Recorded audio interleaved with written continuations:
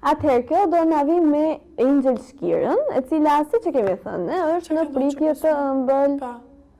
Angeli atëherë ka bërë baby showerin bashkë me Daxin dhe janë sërish në pritje të një djali. Hami drejt, se na trembe. Do të kishin gocë. Po pse jo? Për këtë do qashtim. Jo, do qaja për Laertin. Që filloi po na bën për qarë. Me 3 burra kjo, e fort pas ka qenë kjo, mo të mbajnë 3 burra në shtëpi? Po pra.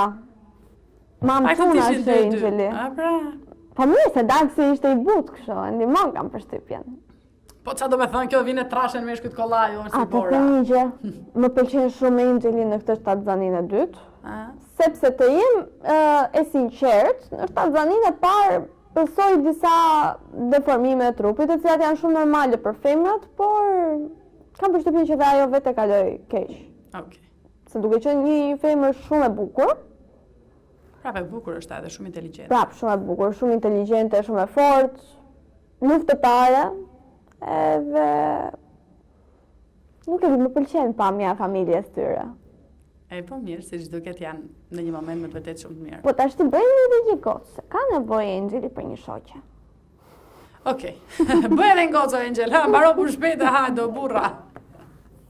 Dëgjoj edhe si bora. Ndërkohë si bora e veshur me blu dhe i kërkon të bëj një gocë. Po unë prandaj u vesha kastile, që të shpallja, po, të shpallja çfarë kishte fëmijën e Angeli. Mirë pra.